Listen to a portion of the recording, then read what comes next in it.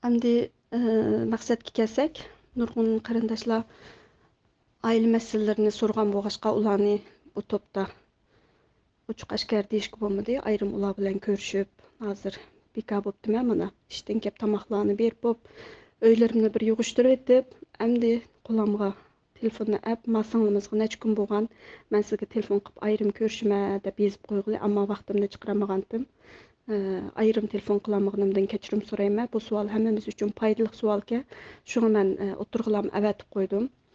Chunki hozir mushu chet elda tug'ut cheklimasi bo'lmagandan keyin rahat bolalarni tug'alaymiz, yetishtiraymiz, imkonlarimiz bo'lsa, qancha jiq tug'sak, nufusimiz shuncha yaxshilanadi, jiqlanadi. Uyg'urlar uchun bir to'kib qo'shgan bo'lamiz albatta. Ammo o'zimiz yaxshi tarbiyalasak, o'zimizning kayfiyatini yaxshi qila olsak, shu bola tarbiyalashga doir har turli kitoblarni o'qib, bilimlarni izlanib, tepib, o'rganib, o'rganganimizni hayotimizda qo'llanib qilsak, cho'qim yaxshi natijalarni ko'ramiz deb o'ylayman. Endi bu bir qancha bola bor uydagi, o'tiridagi bolalarningki psixikasining yaxshi bo'lmay qilib, o'zini kontrol qilolmasligini biz to'g'ri tushunishimiz kerak.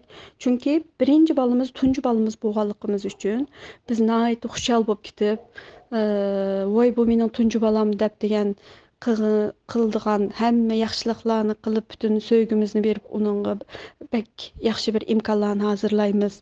Shuning bilan cho'ng bola nihoyat sevgi bilan, xushallik bilan cho'ng bo'lgan bo'ldi. Bu bolalarningki kayfiyati yaxshi bo'ladi. İkinci bala, agar yosh farqi bek cho'ng bo'lmagan ahvol ostida dunyoga keldi, hamda birinchi qilib bergan sevgini ikkinchisiga oz qilib qo'yib qolsak, vaqtida ikkinchi balada o'zi shu uydagi qilinayotgan muomalani his qilib tushunalaydigan bo'lg'achqa, o'zini to'van ko'rish, nimishqa cho'ngga yaxshi muomala qildi, menga yaxshi muomala qilmaydi degandek, ota-onaga bo'lgan ishonmaslik degandek qalb rahatsizligi, ya'ni iç rahatsizligi paydo bo'lib qoladi. Ondan keyin bu tehi cho'ng bo'lib, ananinki akiltish, suyish, o'yin o'ynash degandek jiqraq vaqtini berishiga ehtiyoj bo'layotgan vaqtda yana bir dunyoga keladi. Ya'ni 2 yosh araliqlar bo'lsa, 2 yosh, 3 yosh araliqlar bo'lsa.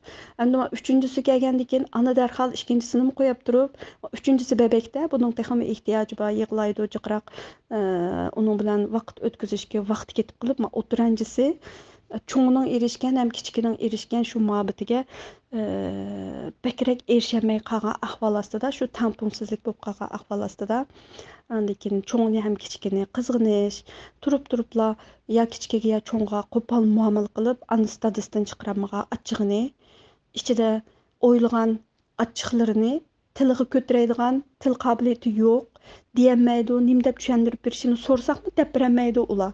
Ammo ichki dunyosida o'zi yashaydi. Shuning bilan ya kichkini urib qo'yadigan, ya cho'ngning narsalarni buzib o'tadigan degandek ishlarni qiladi. Endi bu bolalarning unda qilishidagi sabab men bilan azroq ilgilan, men vaqtingni ber, men sen to'ymadim, men sen bilan zaman kechiray degan signalni berishi. Shuning uchun endi shu o'tiranchi bolalarimizga bir ish bo'lgan vaqtida adil muomala qilib, a degan cho'ng tursa, ma degan kichik tursa deb o'tiranchi bolamizga ko'ngil bilamay qolsak, u bolalar cho'ng bo'lganda o'zi qaror bermaydigan, o'zini to'van ko'radigan, o'zini bir bu dunyoda o'shiq kelib qolgan birisdek o'ylab qoladigan ahvollar bo'lib qolib, shu mushtaq tartishlar bo'lib qoladi. Shuningga ana bo'g'ichi siz, singlimiz, jiqroq ko'ngil bo'lsangiz, ashtaq gijinglik qilib, gapingizni anglamay, jiq-jiqlab turgan vaqtida, endi kichik bolaning achchiq kelib yig'layotgan vaqti, shu jiq sharab ichib mast bo'lgan odamga o'xshash, hech nimani anglamaydi, nim deb tushundirsangizmi, u shu achchig'ini yashib olish kerak shu vaqtida. Siz nima deb tushundirsangizmi, anglamaydi. Unda vaqtida chang bag'ringizga besib, uni sakinlashtirishingiz, "Voy jinim qizim, men seni yaxshi ko'raman. Sen degan Allohning omonati, sening bu dunyoga kelishing taqdir. Men seni tug'ib, dunyodagi eng xuşal ana mən deb şunchalik xuşallıqqa erishgan. Sening eski bola bo'lishing, yaxshi bola bo'lishing, chiroyli sad bo'lishing men uchun hech qanday muhim emas. Muhim bo'lishi sening mening qizim bo'lishing. Men seni bak yaxshi ko'rman. Yig'limsangmi, sening qilmoqchi bo'lgan ishingni ikkimiz tang plan qilib qilsak bo'ladi. Men cho'qim vaqtimni ajrataman. Nima ish qilishni o'ylaysa, menga desang, men cho'qim sen bilan qilma deb chiq bag'rimizga besib, o sevgimizni bergan vaqtida bola shu o'zguvanni ala oladi, shu ishonchni sizdan qabul qila oladi. Shuning bilan asta-asta mijozimiz o'zgarishga boshlaydi. Shu mayli dalda bo'lsin, mayli ana bo'lsin, bola shu pek yig'lab ketgan vaqtida kirishib olib, nima ish yig'laysan, nima ish qilmanda qilsa deb voqirgan vaqtida bolalarningki qo'rqish psixikasi shu vaqtda yetilib qolib, qo'rqinchoq bolalardan bo'lib qoldi. Keyin maktabga kirganda yoki esliga kirganda ayrim dunyo bilan uchrashib, ayrim bolalar bilan bir araga kelgan vaqtidami, ular jiq fikr qilmaylam, qilmoqchi bo'lgan ishini ashtaq vaqirab to'lash bilan, urib, ular tan jazosi berish bilan ifodalaydigan bolalardan bo'lib qoladi. Shuningga amal ba ota-onalar bolalarimiz bekjilab, yig'lab, achchiqlanib, bearam vaqtida tarbiya qilmay deb kirishib olmayli. Masalan, biz o'lim yetim nazar chiroqlarga borganda shu jinoza sohiblari yig'lab turgan vaqtida biz nima ish yig'laysak, qo'pab ketmamsa, hamda o'lib ketdi deb mushta turaveramsa, bir yil bo'ldi, yana yig'lamsa deb achchiqlab tilmaymiz. Albatta chiroyli muomala qilib, Alloh san sabr bersin, yig'lama qarindishim. Ölüm degan hammamiz uchun bor. Ölüm qandaqdir tamoman yo'q bo'lib ketish emas. Ikkinchi bir dunyoning boshlanishi. O dunyo bu dunyodan albatta go'zal. Anang yaxshi ayoldi, dadang yaxshi erdi. Biz ulardan faxrlandik. Inshaalloh o dunyoda Alloh shu qilgan yaxshiliklari uchun eng go'zal jannatlar bilan mukofotlantirdi emasmi? Faqat vaqtninki oldi keyni farqi bor. Biz yana uchrashimiz. Shuning uchun ko'nglingni hargiz yerim qilma. Inson hayotida ikki qitim o'ladi. Biri ruh vujudidan chiqib ketgan vaqtida o'ldi. Ikkinchisi butun insonlarning qalbidan o'chib ketgan vaqtida tamoman o'lgan bo'ladi. Hamda sen anangni o'ylab tursang, dadangni o'ylab tursang, har vaqt duo qilib tursang, u sening qalbingda har vaqt yashaydi emasmi? Apang dadang tugab ketishi bilan uning go'zal eslimalari, sana bergan ajri, xotirangda yo'qolib ketmaydi. Sen sig'inganda shularni o'ylasang, shularni o'ylab o'zingga shu xushallikni to'liqlab, ular uchun ko'proq duo qilsang, ota-onangning o dunyolikqa yaxshi bo'lib, Alloh gunohlarini mag'firat qilib, o dunyolikni yaxshi qilib birda emasmi degandek go'zal tasallilarni beramiz, shundami? Shuning bilan ularmi musibat sahiblarmi yig'isini to'xtatib, o'zga kelib bu hayotga yana bog'lanib yashaydi. Shuning o'xshagan bolalar yig'layotgan vaqtida biz kirishib olib, texmi biz jiddiylashib yig'layveramsa desak, bolalarga biz texmi passiv ta'sirini berib qo'yamiz. Endi meningki qizim men ig'riyoq vaqtida bu qiz bola qo'shkezak aslida 3,5 oy bo'lgan vaqtida mening qo'shkezakning birisi tushib ketib, shu qizim qoldi. Endi bundaq ahvol ostida qo'shkezak bolalarningki birisi yo'qolgan vaqtida shu garchi bu vaqt bo'lsa-mu, shu qayg'ini shu qo'sqimizda turib yashaydi.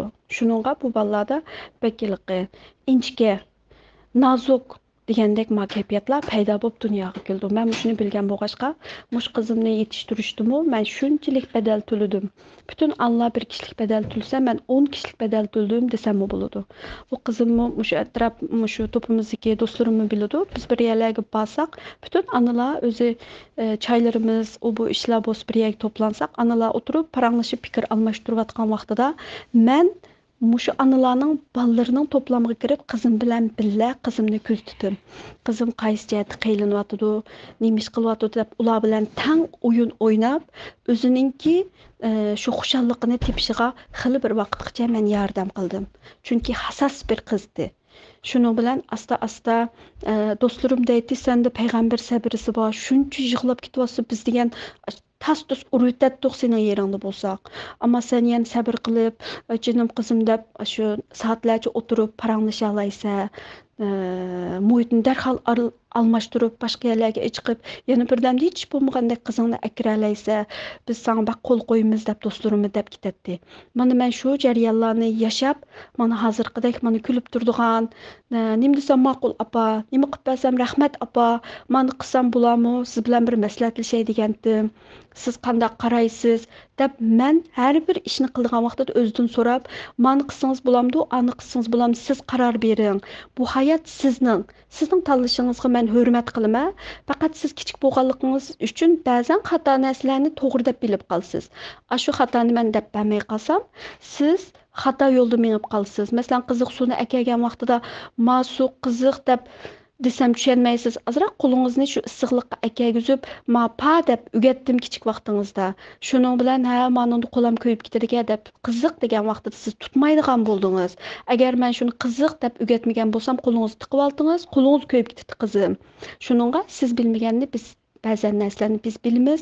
Shuningga men xatoliklarıngizni ko'rgan vaqtida tuzatishga vaqtimni ajratib, sizga tarbiya qilgan vaqtida qadr qilib anglab olsangiz, siz nurg'un zararlardan uzoq qolasiz, saqlanib qolasiz deb shu kayfiyati yaxshi vaqtida birga o'tirib, yaxshi ko'rgan tomoqlarni etib berib turib, yaxshi ko'rgan yerlarga olib borib turib, ham o'yin o'ynag'ach, ham uning ichidagi menga deyishni o'ylagan, tili bilan ifodalab beramagan narsalarni tepib turib, ashtaq paranglish bilan mana hozirgidek shunchalik yaxshi mijozlik nega bos voy bu qizingiz ajab chiqishqoq, adablik deydigan mushu mijozga akilaladim. Shuning uchun mushu analarga sabr tilayman. Inshaalloh balalarimizga muomala qilgan vaqtida mayli kichik bo'lsin, mayli cho'ng bo'lsin, yosh guruhiga qarab emas, hammasi mening balam, hammasi Allah'ның bana bergen hediyesi, birini birinden üstün görüp kalsam, birisini birisinden töven görüp kalsam, birisiga bekrek mehr muhabbetini berip, yana birisiga bermey kalsam, Allah'a men qandaq cevap berme deb özümüz ansirab turib, bek cho'ng farqini chiqarmay, hammasiga o'xshash muomala qilishga tirishsak, balalarimizni shu tarbiyani ko'rgandan keyin, shu mehr muhabbatni his qilgandan keyin asta-asta o'zining shu kechingliklarini asta-asta tuvallatib sizga yaqinlashadi. Masalan, biz kichik vaqtimizda o'ylab qo'yayli, opamiz bizga vaqirab, to'lab bir ishni qil degan vaqtida o'zimiz uyimizga kirib, yotqanning ichida yig'ilgan vaqtida ajab yaxshi, opam men tilidi, opam men vaqirdi deb xush bo'lib ketib, yig'lamdik yoki nafratlanib, nim degan eski ayol, Kaşki bu ayol mening opam bo'lmas bo'pti-ku, boshqa opalarga o'xshash siliq sipoyi emas. Bu opam bir siliq sipoyi opa qachon o'zgara degandek qayg'ular bilan yig'lamdik. Biz shularni o'ylab baqsaq, ondan keyin qizimizning hozirgi ahvolini tushuna olamiz. Yig'lishining sababi mehri muhabbat yetishmayotdi. Sizlar mening deganimni tushunmayapsizlar. Mening texmi ko'proq sevgiga, muhabbatga ehtiyojim bor degan gap. Shuningga yo'ldashingizmi, sizmi biroz sabrlik bo'lib, endi hamma bolani biz tug'imiz, ama ananing qo'sqidan 10 bola tug'ilsa, 10 xil mijoz xarakterlik bola bo'ldi. Hammasi o'xshash bo'lmaydi. Hatto qo'sh kezaklarning mijozlari o'xshash bo'lmaydi. Shuning uchun bolalarningki mijozini tanishib, qaysi qanday muomala qilishni yaxshi bilib olsak, biz cho'qim bu masalalardan normal bir shaklda qutulib, yana yaxshi gapini anglaydigan, har vaqt xushal yashayoladigan, hayotga so'yib qaraydigan bolalarni yetishtirib chiqara olamiz.